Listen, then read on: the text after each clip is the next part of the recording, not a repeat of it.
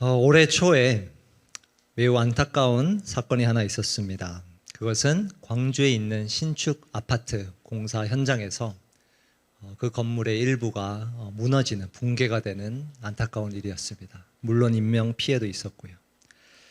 그런데 한 기사를 찾아보니 왜 그 건물의 38층부터 23층까지가 붕괴되었는가 보니 공사 중에 꼭대기였던 38층과 39층 사이에 1m의 빈 공간, 거기에 지지대가 없어서 23층까지 그 건물이 무너졌다는 기사를 보았습니다.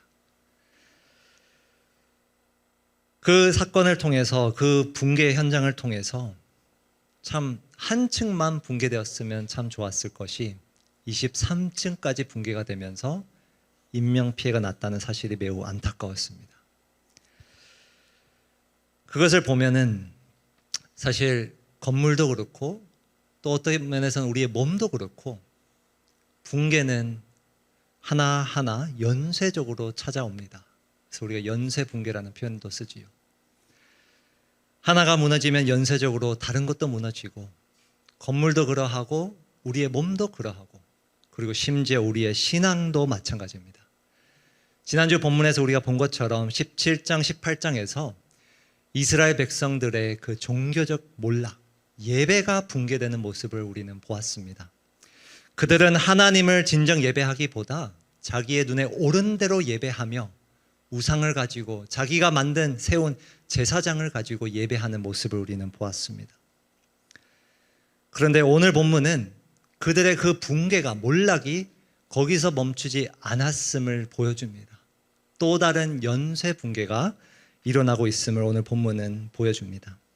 저는 오늘 본문을 통해서 어떠한 붕괴가, 몰락이 또 찾아왔는가를 살펴봄으로써 우리 삶의 영역에는 이 붕괴는 없는지 좀 살펴보며 또 회복이 되는 은혜의 시간이 되길 원합니다.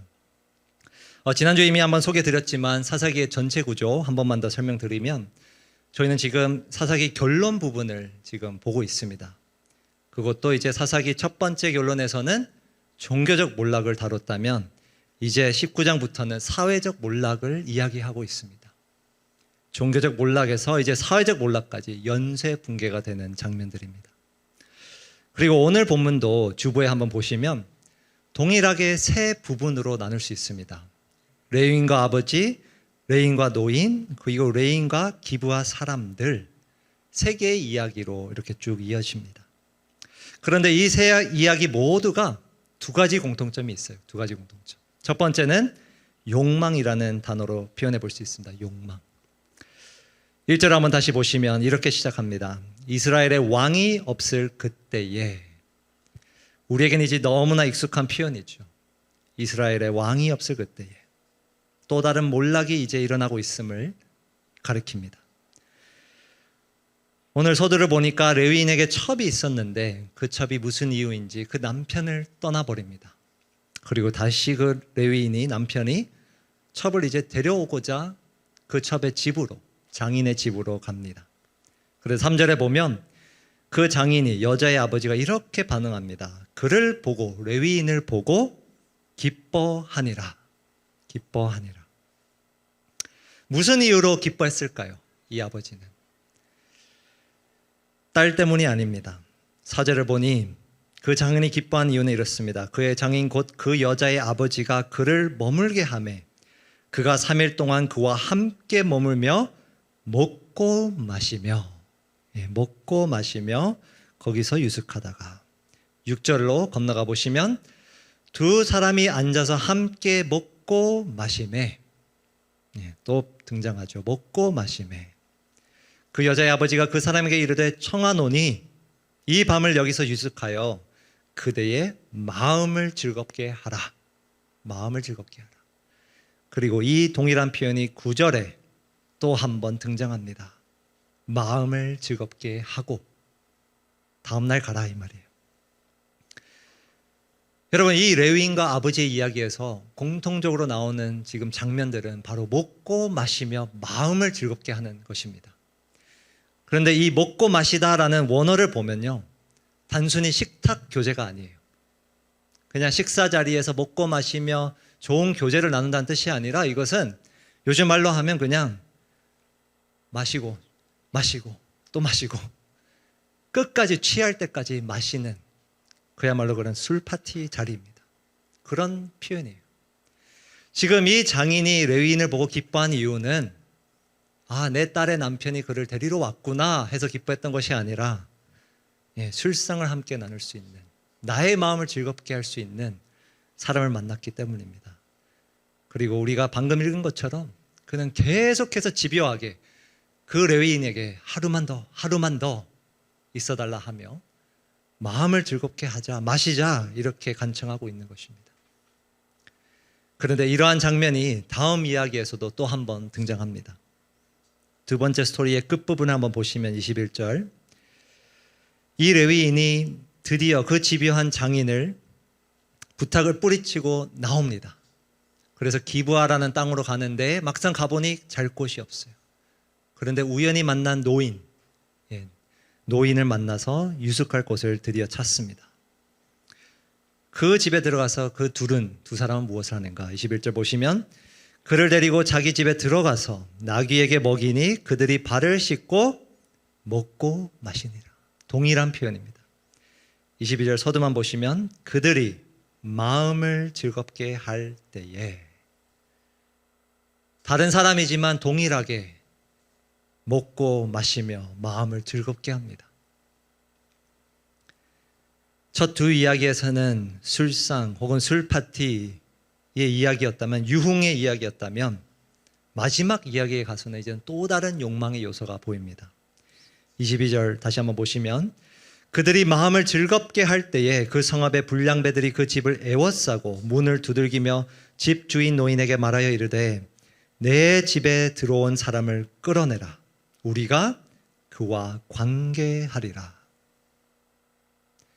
지금 그 기브아에 있는 사람들, 시간상 우리가 자세히 보진 않겠지만 이 레위인은 의도적으로 이스라엘 영토로 갔습니다. 그런데 지금 이스라엘 땅에서 불량배들이 찾아와 그와 레위인과 관계하겠다. 남자들이 지금 남자에게 찾아와 관계하겠다고 이야기하고 있는 거예요. 그 부탁을 들어주지 못하고 첩을 내놓습니다. 25절에 보니 무리가 듣지 아니하므로 그 사람이 자기 첩을 붙잡아 그들에게 밖으로 끌어내매 그들이 그 여자와 관계하였고 밤새도록 그 여자를 능욕하다가 새벽 미명에 놓은지라. 여러분, 마지막 이야기, 사실 우리가 참 읽기 힘든, 여러분들이 아마 큐티하기 힘든 장면이었을 거예요. 그런데 이 마지막 이야기에 가서는 이들의 욕망의 끝을 우리는 보게 됩니다. 성적인 욕망을 채우기 위해서 동성애는 물론이거니와 강제로 성관계를 갖는 장면입니다. 여러분, 이 세 이야기의 공통점, 첫 번째 공통점 무엇인가? 바로 욕망입니다. 첫 번째 사회적 몰락은 1번 대지는 바로 자기 욕망을 따라 살아가는 모습입니다. 자기 욕망을 따라 살아가는 모습. 여러분, 이 욕망을 따라 사는 이들의 모습 어디서 많이 보지 않았나요? 우리가 이미 사사기에서, 바로 마지막 사사였던 삼손의 삶에서 이미 보았어요. 술을 멀리해야 할 그 나시리는 술을 아주 가까이 했고 또 그의 일생을 보면 다수의 여자와 그는 관계를 맺습니다. 그리고 지난주 본 것처럼 이 이스라엘 백성의 붕괴는, 몰락은 결코 우연이 아니라 바로 이 하나님의 리더가 무너지면서 연쇄적으로 이스라엘 전역이, 백성이 다 무너지는 모습입니다. 그런데 또 다른 연쇄 붕괴가 있는 거예요. 종교적 몰락에서 사회적 몰락으로 예배가 무너지면서 이들이 욕망을 따라가는 모습을 우리는 보게 됩니다. 그리고 안타깝게도 이 연쇄적 붕괴는 오늘날 우리 교회에서도 동일하게 일어나고 있습니다. 우리 교회에서 일어난 일은 절대 아니고요. 제가 미국에 있을 때 한 이민교회, 매우 큰 이민교회, 그 지역에서 매우 큰 이민교회에 한 이야기를 들었습니다. 어떤 이야기였는가? 거기에서 3박 4일인가 2박 3일의 집회를 이제 연속을 했답니다. 그 주간에. 그래서 찬양팀이 열심히 섬겼겠죠. 열심히 3일간 4일간 그렇게 부흥의 찬양을 인도하고 섬기고 그들이 뒤풀이로 어디로 갔는가? 술 파티를 하였답니다. 노래방에 가서 노래만 부른 것이 아니라 술과 함께 그 찬양팀 전체가 그렇게 뒤풀이를 했다는 이야기를 전해 들었습니다. 여러분, 우리 교회에서는 이런 일이 일어나진 않겠지만 사실 우리의 교회가, 오늘날 교회가 이 사사기의 결론 장면처럼 하나님의 백성조차 이제는 세상과 동일하게 유흥에 빠져 살고 있는 모습들, 그리고 성적 욕망을 채우는 일들을 자꾸만 이제는 정당화시키는 일들을 우리는 하고 있습니다. 보고 있습니다. 이제는 음란물을 봐도 된다, 도덕적으로 전혀 문제가 되지 않는다라는 것이 다수의 의견입니다. 심지어 교회를 다니는 사람들조차 이렇게 생각하는 시대입니다. 오늘 본문은 바로 우리의 욕망을 따라 사는 그 모습을 지적해주고 있는 거예요. 우리의 예배가 무너지면 우리의 삶 또한 무너진다는 것을 보여주고 있습니다. 바로 그 연쇄적 붕괴입니다. 그러나 더 중요한, 아니 오늘 본문이 사실 더 강조하는 사회적 몰락이 또 있습니다. 그것은 바로 이제 이번 대지 내용인데요. 1절에서 10절, 우리가 아까 봉독했던 이 이야기를 다시 한번 보시면 사실 한 번만 읽어도 한 단어가 매우 자주 반복됨을 알 수 있습니다. 어떤 단어인지 혹시 여러분 큐티하며 관찰하셨나요? 2절에 보시면 그 첩이 행음하고 남편을 떠나 유다 베들레헴 그의 아버지의 집에 돌아가서, 3절 보시면, 하반절부터 보시면 여자가 그를 인도하여 아버지의 집에 들어가니 그 여자의 아버지가 그를 보고 기뻐하니라.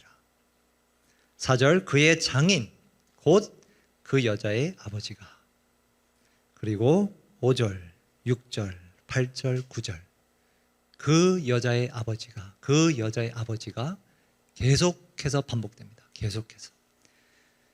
이 이야기 속에 무려 8번이나 아버지라는 단어가 등장하고 심지어 그 여자의 아버지라는 그 관계성이 매우 강조되고 있어요. 여러분, 이 장인이 이 여자의 아버지다 말씀은 강조하고 있는데 이 이야기의 모습을 한번 보십시오. 이 아버지는 어떻게 행동하고 있는지, 이 딸을 어떻게 대하고 있는지. 아까 우리가 보았지만 이 아버지는 레위인을 맞이했을 때 남편이 드디어 내 딸을 데리고 이제 돌아가려고 하는구나 라는 그 사실에 전혀 기뻐하지 않았습니다. 뭐예요? 유흥이에요. 나와 함께 술을 마실 사람이 있구나, 거기에 기뻐했고요. 오늘 이 장면을 보면 딸은 매우 소외되는 장면을 볼 수 있습니다. 전혀 두 사람의 관심을 받지 못합니다. 분명 딸을 찾으러 왔는데, 첩을 찾으러 왔는데 그 딸은 전혀 등장하지가 않습니다. 아버지가 그랬다면 그래도 남편은 달랐겠죠. 2절을 한번 보시면 그 첩이 행음하고 남편을 떠나 유다 베들레헴 그의 아버지 집에 들어가서 거기서 넉 달 동안을 지내매. 여러분, 짧은 표현이지만 이 표현에 주목을 해야 돼요. 자기의 첩이 떠났는데, 그리고 사실 오늘 9절에서 이 행음하다라는 표현은 여러분 사실상 이 여자가 불륜을 저질렀다라고 단정짓기 힘든 사실 단어입니다. 그래서 어떤 영어 성경은 그 여자가 남편에 대해서 화가 났다라고만 번역이 되어 있어요. 좀 해석하기 어려운 표현이에요. 사실 이유를 알기는 어렵습니다. 왜 떠났는지. 그러나 떠났어요. 그런데 더 이상한 것은 떠났는데 남편이 넉 달 동안을 기다렸다가 찾으러 갔다는 거예요. 이 표현만 놓고 보면 이 첩이 그 레위인에게 얼마나 중요했는지, 그 삶의 우선순위 어디에 있었는가를 짐작해 볼 수 있습니다. 자, 15절 한번 보십시오. 기브아에 가서 유숙하려고 그리로 돌아 들어가서 성읍 넓은 거리에 앉아 있으나 그를 집으로 영접하여 유숙하게 하는 자가 없었더라. 사실 이건 좀 아쉬운 번역인데요. 원어로 보면 그들, 복수 표현입니다. 그들, 레위인과 첩이에요. 레위인과 첩을 받아주는 사람이 없었다, 이 표현이에요. 그런데 18절에 넘어가 보시면 그 레위인이 이렇게 이야기합니다. 하반절부터 보시면 이제 여호와의 집으로 가는 중인데 나를 자기 집으로 영접하는 사람이 없나이다.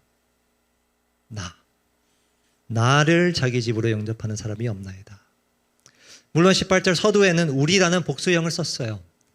그러나 이 레위인의 마음속에 첩을 어떻게 생각하는지 이 나라는 표현에서도 우리가 짐작해 볼 수 있습니다. 여러분, 여기까지는 그래도 우리가 좀 참고 읽을만 해요. 좀 사이가 안 좋았구나 라고 생각할 수도 있겠죠.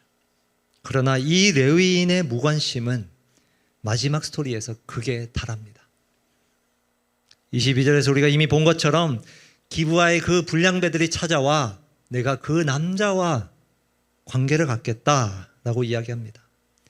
그래서 그 집주인이, 그 노인이 이렇게 대꾸를 합니다. 23절에 보시면 집주인 그 사람이 그들에게로 나와서 이르되 아니라 내 형제들아 청하노니 이 같은 악행을 저지르지 말라. 이 사람이 내 집에 들어왔으니 이런 망령된 일을 행하지 말라. 분명 지금 노인은 이들의 요청에 대해서 악행, 망령된 일이라고 이야기합니다.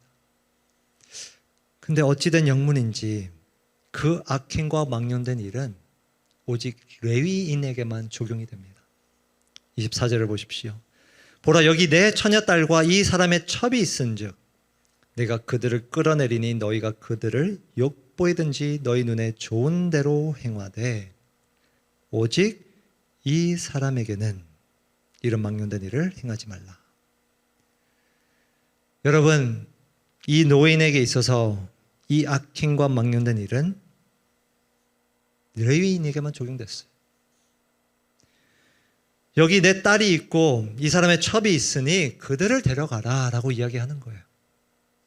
서두에서 보았던 이 첩의 아버지와 동일하게 여기서도 이 아버지는 자기의 딸을 전혀 보호할 마음이 없습니다. 그러나 더 충격적인 것은 바로 그 다음 레위인의 행동입니다. 25절 우리가 듣지 아니하므로 그 사람이, 레위인이에요. 그 사람이 자기 첩을 붙잡아 그들에게 밖으로 끌어내매.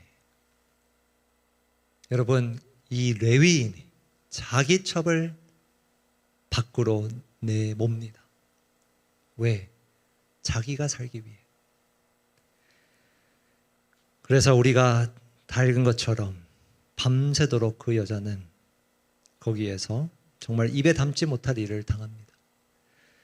그런데 충격에 충격을 더해 이 레위인은 그 일을 바라보며 이렇게 행동합니다. 26절 보시면 동틀 때에 여인이 자기의 주인이 있는 그 사람의 집문에 이르러 엎드려져 밟기까지 거기 엎드려져 있더라. 밤새도록 밖에 있었어요. 왜 한 번이라도 누군가가 나가지 않았을까요, 여러분?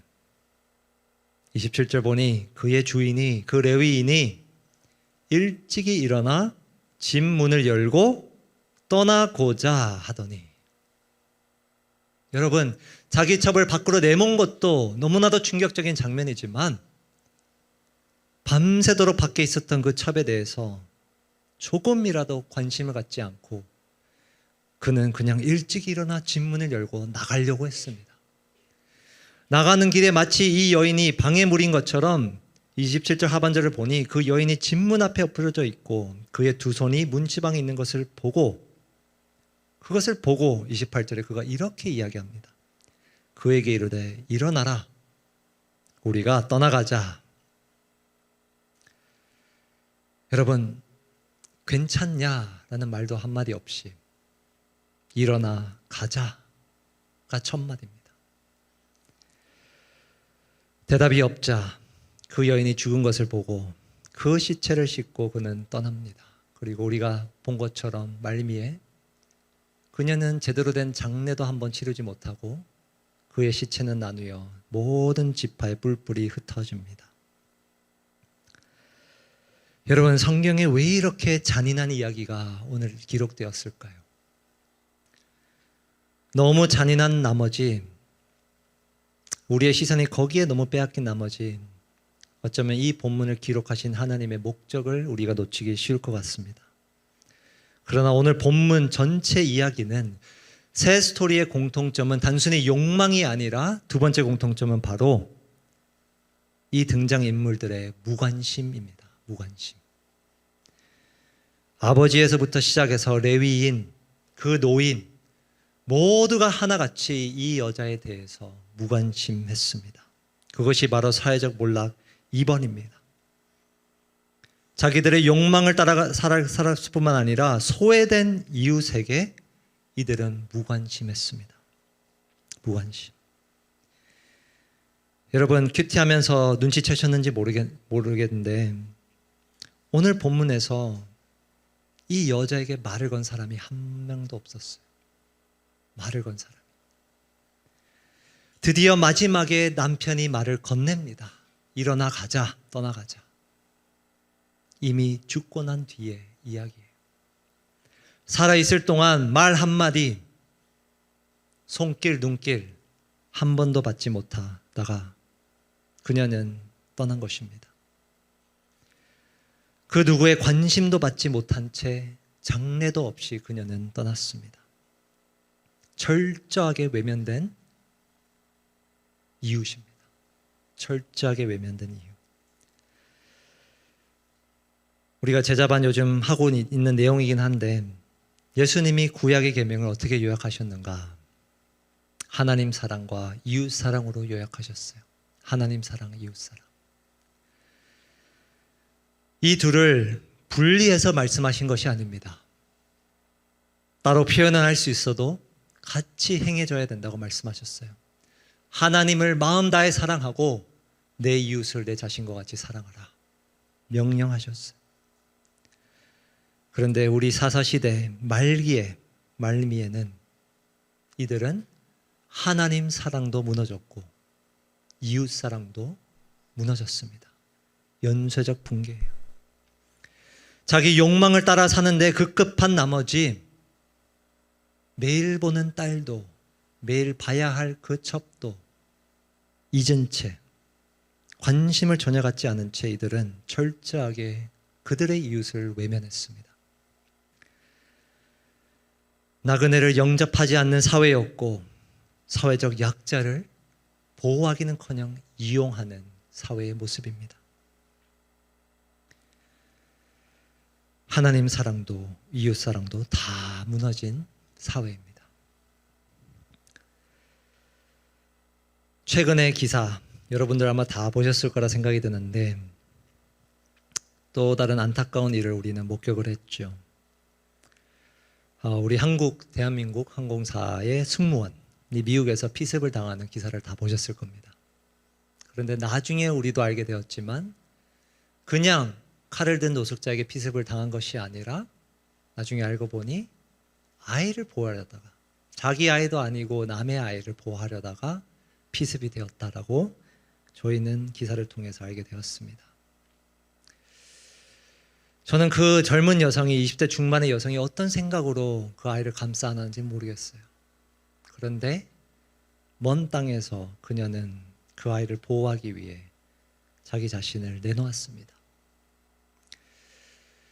저는 그 기사를 접하고 사실 이번 주 제자반 주제가 이웃사랑이라 또 그 교재를 예습하는데 한 구절이 눈에 딱 들어왔어요. 그 기사가 떠오르는 장면이 같이 함께 떠올랐습니다. 바로 요한일서 3장 16절입니다. 그가 우리를 위하여 목숨을 버리셨으니 우리가 이로써 사랑을 알고 우리도 형제들을 위하여 목숨을 버리는 것이 마땅하니라. 사랑하는 청년 여러분, 예수님은 우리에게 말로 다할 수 없는 사랑을 주셨어요. 목숨을 버리셨어요. 그리고 요한이 이렇게 기록합니다. 이로써 우리도 사랑을 알고 우리도 형제들을 위하여 목숨을 버리는 것이 마땅하니라. 저는 그 여성이 승무원이 크리스천인지는 모르겠어요. 그런데 그 모습이 이 구절을 떠오르게 했어요. 여러분, 지금 이 시대에도 2022년에도 수천 년 전보다 우리가 훨씬 더 잘 살고 있지만 여전히 우리의 그 말 한마디, 우리의 손길, 관심이 필요한 이웃이 여전히 존재합니다. 어쩌면 그것이, 그 이웃이 여러분이 매일 보는 가족이 될 수도 있어요. 같이 살고 있지만 매일 보지만 정말 관심 갖고 계신 거예요. 어쩌면은 지금 옆에 앉아있는 매주 보는 형제 자매들이 될 수도 있습니다. 정말 관심을 갖고 계신 거예요. 그리고 어쩌면 정말 이 사회가 보호하지 못하는 소외된 자들, 약자들, 그리고 심지어 바다를 넘어 어딘가에서 굶고 있는 그 누군가, 그들조차도 우리의 이웃인 줄 믿습니다. 오늘 이 말씀 앞에서 여러분들이 솔직하게 한번 질문해 보셨으면 좋겠어요. 우리 역시 이들과 같이 내 욕망을 채우기에 너무 바빠서, 급급해서 정말 우리의 눈길과 관심이 필요한 그 이웃을 우리가 놓치고 있지는 않은지 한번 물어보면 좋겠습니다. 우리의 이웃 사랑을 오늘 이 말씀 앞에서 한번 돌아보면 좋겠습니다. 사실 이제 예수님의 사랑을 상징하는 성탄절이 다가오고 있어요. 이 연말에 이 성탄절을 앞두고 여러분들에게 도전드리고 싶습니다. 이 연말에 내가 어디서 데이트할까? 어떤 선물을 달라고 할까? 그런 생각 말고 우리가 올해는 내 이웃이 누굴까? 또 그 이웃에게 무엇을 내가 정말 전해줄 수 있을까? 예수님의 사랑을 어떻게 정말 실제적으로 전해줄 수 있을까라는 그런 고민들을 하며 우리가 이 성탄절을 맞이하면 좋겠습니다. 그래서 정말 우리의 생각이 아닌, 우리의 입이 아닌 우리의 손과 발로, 또 시간과 물질로 행함과 진실함으로 이웃을 사랑하는 우리 모든 청년들이 되길 주님의 이름으로 축복합니다. 오늘 이 말씀 생각하며 우리가 기도하고 마치면 좋겠는데요. 이 말씀 앞에서 좀 우리의 이웃을 한번 생각해 보면 좋겠습니다. 하나님, 저의 이웃은 누구인가요? 지금까지 여러분들의 이웃을 국한하셨다면, 내 눈에 보이는 사람으로만, 내가 관계에 갖는 그 사람으로만 국한되었다면 이 말씀 앞에서 우리가 한번 그 이웃의 범위를 넓히면 좋겠습니다. 그리고 혹은 나와 가장 가까운 나의 가족, 나의 친구, 그러나 관심 갖지 않는 모습들이 있다면 이 말씀 앞에서 우리가 한번 더 깨어서 정말 그들을 향해 우리의 손길과 우리의 눈길을, 우리의 사랑을, 아니 하나님의 사랑을 전하는 그러한 우리의 삶이 되고 그러한 연말이 되도록 우리 이 시간 함께 기도하겠습니다. 하나님 아버지, 말씀 앞에서 정말 사사시대의 모습들이 저의 모습임을, 또 우리 이 시대의 모습임을 고백합니다. 아버지, 은혜 내려주시옵소서. 우리의 예배가 회복이 되게 해주시고 우리의 이웃 사랑이 회복되게 하여 주시옵소서. 특별히 이 연말의 성탄절에 예수님이 오신 그날을 축하하는 그날에 정말 우리의 이웃 사랑이 회복되기를 간절히 원합니다. 우리의 가까운 곳에 또 먼 곳에 있는 우리의 이웃들을 아버지 좀 볼 수 있는 눈을 허락해 주시고, 정말 보기만 하는 것이 아니라 우리의 손과 발로 섬기는, 우리의 시간과 물질로 섬기는 정말 그러한 이웃 사랑을 헌신하는, 또 실행하는 하나님의 자녀가 되길 간절히 소망합니다. 아버지, 무너진 이 사회를 이 교회만이 회복시킬 수 있을 줄 믿습니다. 우리를 사용해 주시고 우리를 통하여서 하나님의 사랑이 전해지도록 주님 인도하여 주시옵소서. 함께하여 주시옵소서. 하나님 하나님 아버지, 오늘 사사기 19장 말씀을 통해서 계속해서 이 어두운 책 가운데 더 어둡게 더 많이 무너지고 있고 붕괴되고 있는 그 당시의 사회와 백성들을 보게 됩니다.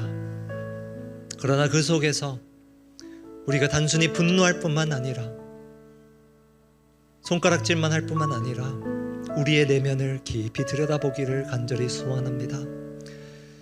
성령 하나님께서 우리의 내면을 비추어 주셔서 우리에게 부족한 이웃사랑을 보게 하여 주시옵소서. 우리 주변에 있는 그 이웃에게 정말 우리의 시선이 가게 도와주시고, 지금까지 나의 욕망을 채우기 위해서 급급하게 살아갔던 삶을 잠시 내려놓은 채 이 연말의 이 성탄절에 우리 주변 사람들에게 또 먼 땅에 있는 우리 이웃에게 우리의 손길과 또 우리의 눈길을 돌리고자 합니다. 아버지, 이 말씀 앞에서 우리가 결단하고 작정하여서 정말 시간과 물질로 또 우리의 손과 발로 섬기는 사랑을 실천하게 해주시고, 정말 예수님께서 말씀하신 그 하나님 사랑과 이웃 사랑을 계속해서 살아가는 주의 자녀이자 제자가 되도록 주님 축복하여 주시옵소서. 그렇게 우리 청년 공동체를 빚어가실 그 하나님을 우리가 바라보며 이 모든 말씀 예수님 이름으로 기도합니다.